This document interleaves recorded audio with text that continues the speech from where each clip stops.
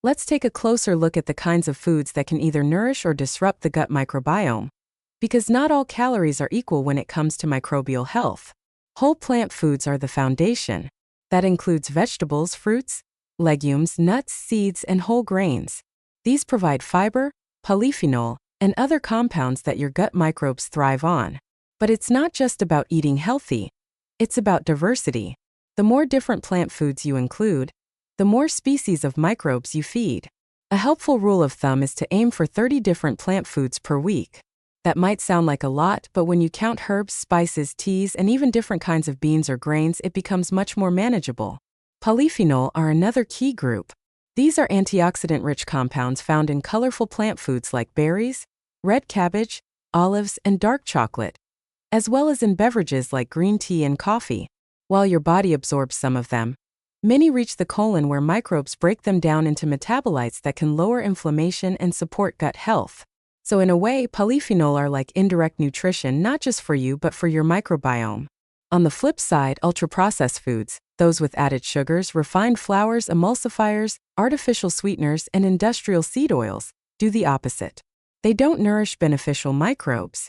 In fact, they often promote species that thrive in inflamed, low-fiber environments. Over time, this can push the gut into dysbiosis, an imbalanced state linked to everything from digestive issues to brain fog and metabolic disease. One of the most disruptive additives is emulsifiers, often found in sauces, dressings, and shelf-stable snacks. Some studies suggest these can erode the mucus layer that protects the gut lining, allowing bacteria to come too close to the intestinal wall and trigger immune reactions. It's subtle, but over years it matters. Artificial sweeteners are another controversial area. While they don't spike blood sugar, some like saccharin or sucralose may alter microbial composition in ways that affect glucose tolerance. That doesn't mean you need to avoid all sweeteners entirely, but it does suggest moderation and a preference for natural options like stevia or monk fruit when used occasionally. The takeaway here isn't that you have to eat a perfect diet. It's that the daily pattern matters more than any single food. Your gut isn't judging you for having a cookie. It's responding to trends, what you eat most of the time. If that trend is plant-rich, fiber-dense, and minimally processed, your microbiome will reflect that. One of the most overlooked aspects of gut health, especially in the context of aging, is resilience. Not just microbial diversity or the presence of good bacteria, but the ability of the ecosystem to bounce back from stress, illness, or change. And that resilience is built through daily choices. There's no shortcut to building a robust gut. It's not something you can fix with a weekend cleanse or a new supplement. It's something that's shaped over weeks, months, and years of habits. That includes what you eat, how you sleep, how often you move, how you handle stress, and even the quality of your social connections. Mental health, for example, has a direct line to the gut.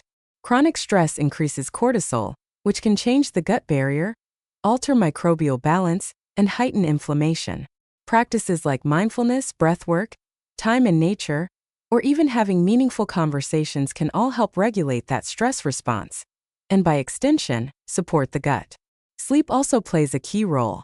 The gut microbiome follows its own circadian rhythm, and disrupted sleep patterns can throw that rhythm off.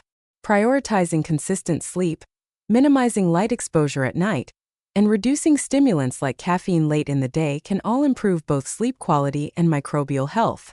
It's also important to be patient. People often ask how long it takes to change the microbiome. And the answer is, it depends. Some changes, like a boost in fiber, can start to shift the ecosystem in a matter of days. But lasting, meaningful transformation comes from long-term consistency. There will be fluctuations, travel, illness, holidays, and that's okay. The goal isn't control. The goal is adaptability. Ultimately, the gut is a mirror. It reflects what we do, how we live, what we prioritize. And by tuning in, by making intentional choices, we can support not just digestion or immunity, but clarity, mood, energy, and aging itself.